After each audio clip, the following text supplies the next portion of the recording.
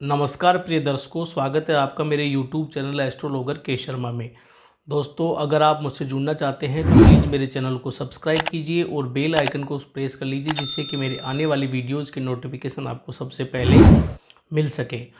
दोस्तों, मैं मेरे हर वीडियो में आपको बताता हूं कि बेसिक से एडवांस तक की ज्योतिष सीखने के लिए ये यूट्यूब चैनल आपके लिए बहुत उपयोगी सिद्ध हो सकता है, क्योंकि यहाँ पर आपको बेसिक से लेकर एडवांस तक की वीडियोज़ मिलने वाली हैं। तो अब तक अगर आपने चैनल को सब्सक्राइब नहीं किया तो प्लीज़ जल्दी से सब्सक्राइब कर लीजिए।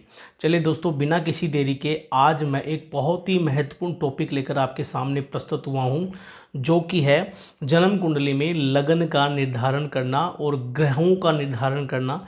ये बहुत ही महत्वपूर्ण टॉपिक है। तो दोस्तों, मैं आपसे यही कहूँगा कि प्लीज़ इस वीडियो को आप पूरा ज़रूर देखें, तभी आपको समझ में आएगा कि आप पंचांग की मदद से कैसे एक जन्म कुंडली अर्थात लगन कुंडली का निर्माण कर सकते हैं। तो दोस्तों, अगर आपको किसी भी जन्म कुंडली का निर्माण पंचांग की मदद से करना है तो आपको किन किन चीज़ों की आवश्यकता होगी, तो एक बार हम देख लेते हैं। तो आपको किसी भी लगन कुंडली का निर्माण करने के लिए किसी भी व्यक्ति का नाम चाहिए। जैसे कि यहाँ पर एक नाम है रोहन, ये एक बच्चे की कुंडली है।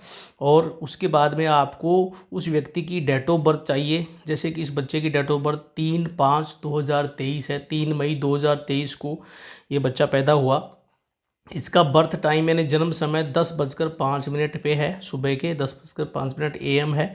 और आपको चाहिए बर्थ पैलेस, यानी बच्चा कहाँ पे पैदा हुआ, तो ये दिल्ली इसका बर्थ पैलेस है, दिल्ली।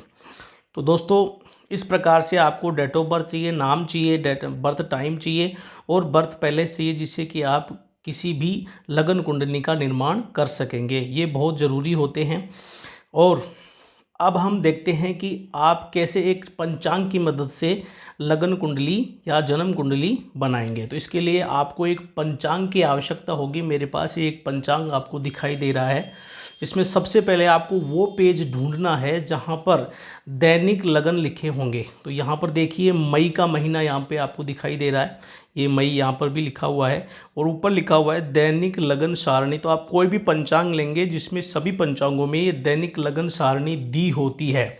इस लगन सारणी में ये 12 राशियां होती हैं, जैसे मेष, वृष, मिथुन, कर्क, सिंह, कन्या, तुला, वृश्चिक, धनु, मकर, कुंभ और मीन, ये ऊपर लिखी होती हैं और नीचे इन राशियों का टाइम लिखा होता है।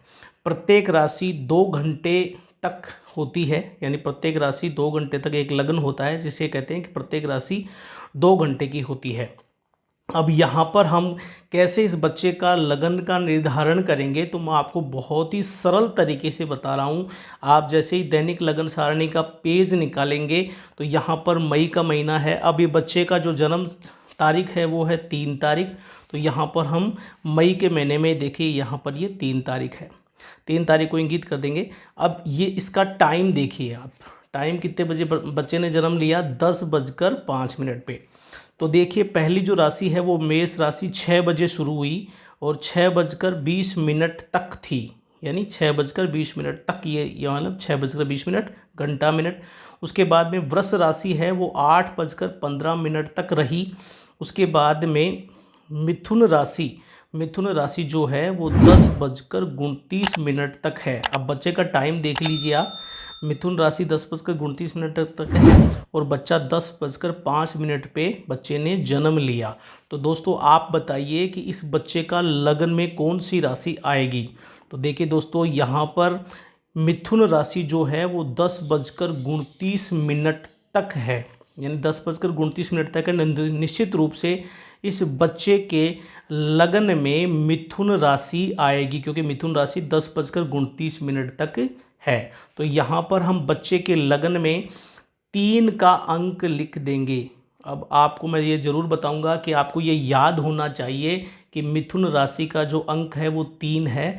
3 नंबर पर मिथुन राशि आती है। अब जब हमने लगन का निर्धारण कर लिया कि 3 नंबर यानी मिथुन राशि में बच्चे ने जन्म लिया है, मिथुन लगन में बच्चे ने जन्म लिया है, तो निश्चित रूप से आगे के अंक अब हम लिख देंगे। यहाँ पर जब लगन का निर्धारण हो जाता है तो आगे के अंक स्वतः ही लिखे जाते हैं। तो यहाँ पर देखो, जैसे 4 का अंक आएगा, यहाँ 5, यहाँ पर 6, यहाँ पर 7, यहाँ पर 8, यहाँ पर 9, यहाँ पर 10, यहाँ पर 11, यहाँ पर 12, यहाँ पर 1 और यहाँ पर 2 का अंक आ जाएगा। तो अब आपने लगन का निर्धारण करना सीख लिया है। अब हम चलेंगे कि इस जैसे जन्म कुंडली जो होती है उसमें आप देखते हैं कि यहाँ पर अंक लिखे होते हैं और इन्हीं अंकों में कोई न कोई ग्रह बैठा होता है। तो अब ग्रहों को आप कैसे बिठाएंगे, तो उसके लिए हम पंचांग के दूसरे पृष्ठ पर चलते हैं, जो कि है ये वाला पृष्ठ। अब देखिए यहाँ पर आपको दैनिक निर्णयन ग्रह स्पष्ट, यहाँ पर ये वाला पेज निकालना है, जहाँ पर आपको दिन में जो भी ग्रह होते हैं वो कहाँ कहाँ कौन कौन राशि में चल रहे होते हैं उसके हिसाब से ये ग्रह लिखे होते हैं। तो वह उस पेज पर आपको जाना है, जो कि है दैनिक निर्णयन ग्रह स्पष्ट। और ये टाइम स्टैंडर्ड टाइम है हमारा 5:30 का स्टैंडर्ड टाइम है, तो ये आपको देख लेना है। अब देखिए हम वापस से मई में चलेंगे, क्योंकि 3 मई की कुंडली हमें बनानी है। तो ये देखो मई का महीना है, यहाँ पर मई लिखा हुआ है और फिर से हम 3 मई में चलेंगे। 3 मई में चलेंगे तो यहाँ पर देखिए दोस्तों, यहाँ पर सारे ग्रह लिखे हुए हैं। जैसे पहले सूर्य हैं, फिर चंद्रमा है, फिर मंगल हैं, बुध हैं, गुरु हैं, शुक्र हैं, शनि है। मध्यम राहु हमें नहीं लेते, हम स्पष्ट राहु को लेते हैं। तो ये पर स्पष्ट राहु हम लेंगे। तो इस प्रकार से ये सारे ग्रह आपको यहाँ पर दिए हुए हैं। अब देखिए दोस्तों, हम बहुत ही सरल तरीके से इस कुंडली में ग्रहों का निर्धारण करेंगे कि कौन सा ग्रह कौन सी राशि में है। तो अब आप देखिए यहाँ पर मैं आपको बताता हूँ। सबसे पहले सूर्य ग्रह का निर्धारण करते हैं। तो 3 तारीख को सूर्य ग्रह, यानी 3 तारीख को सूर्य ग्रह 3 मई को ये 0 लिखा है, यानी 0 राशि पार करके मेष राशि में आ चुके हैं। 0 के बाद में 1 का अंक आता है और 1 पे हमारी मेष राशि आती है। तो अर्थात 3 तारीख को सूर्य ग्रह मेष राशि में चल रहे हैं, यानी 0 के आगे 1 राशि में 0 राशि पार करके 1 में आ गए हैं। तो हम सूर्य को देखिए, यहाँ पर हम फिर से देखेंगे सूर्य को 1 में, यानी 1 के अंक में हम सूर्य ग्रह को लिख देंगे। अब आगे चलिए चंद्रमा जो हमारे हैं वो 3 तारीख को, ये देखिए चंद्रमा 5 लिखा है, यानी 5 राशि पार कर चुके हैं। चंद्रमा जो है वो 5 राशि पार करके 6ठी राशि में चले गए हैं। तो चंद्रमा को हम 6 पे लिख देंगे। तो यहाँ पर देखिए, यहाँ पर हम चंद्रमा को यहाँ पे लिख देंगे चंद्र। फिर देखिए आगे हम बात करते हैं, चंद्रमा हो गए हमारे। फिर आते हैं मंगल 3 मई को 2 राशि पार कर चुके हैं। तो 2 राशि पार कर चुके, तो तीसरी राशि में आ गए हैं। तो यहाँ पर हम लिख देंगे मंगल, यहाँ पर हम लिख देंगे, दिखाई दे रहा है आपको, यहाँ पर हम लिख देंगे मंगल। अब देखिए आगे हम चलते हैं बुध ग्रह में।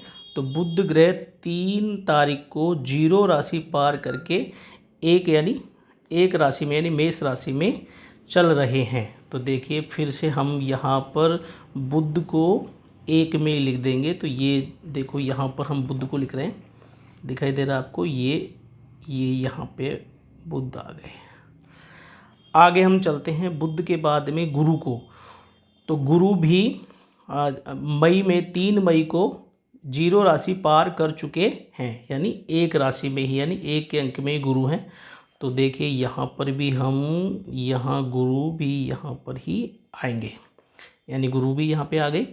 अब देखिए शुक्र, तो 3 तारीख को जो शुक्र ग्रह हैं वो 3 तारीख को 2 राशि पार कर चुके हैं। तो 2 राशि पार कर चुकी, तो 3 में हैं। तो इस निश्चित रूप से जो शुक्र हैं वो यहाँ पर आ जाएंगे। अब देखिए आगे हम बढ़ते हैं। फिर शनि जो ग्रह हैं वो 10 राशि पार कर चुके हैं 3 मई को। तो 10 राशि पार कर चुके हैं, तो निश्चित रूप से 11वीं राशि में आएंगे। तो निश्चित रूप से यहाँ पर हम शनि को लिखेंगे, ये देखिए यहाँ पे हम लिख देंगे शनि ग्रह को। फिर देखिए शनि के बाद में मध्यम राहु हम लेते नहीं हैं, स्पष्ट राहु हम लेते हैं। तो स्पष्ट राहु कहाँ पे हैं? स्पष्ट राहु यहाँ पर हैं।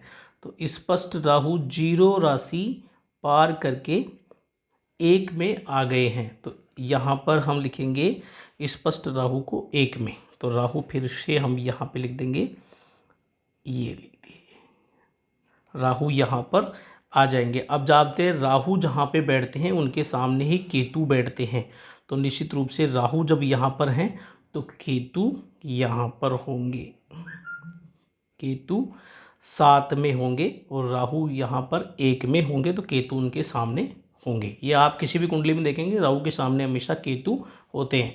तो दोस्तों इस प्रकार से पंचांग की मदद से बहुत ही आसानी से और बहुत ही सरल तरीके से मैंने आपको पहले लगन का निर्धारण करना बताया और उसके बाद में मैंने आपको ग्रहों का निर्धारण करना बताया कि ग्रहों का निर्धारण कैसे होता है और कौन सा ग्रह कौन सी राशि में है। तो दोस्तों वीडियो कैसा लगा मुझे आप ज़रूर बताइए, कमेंट करके बताइए और जाते जाते वीडियो को लाइक ज़रूर कीजिए और ज़्यादा से ज़्यादा लोगों को शेयर कर दीजिए जिससे ज़्यादा से ज़्यादा लोगों को फ़ायदा हो सके। आज के लिए इतना ही, धन्यवाद।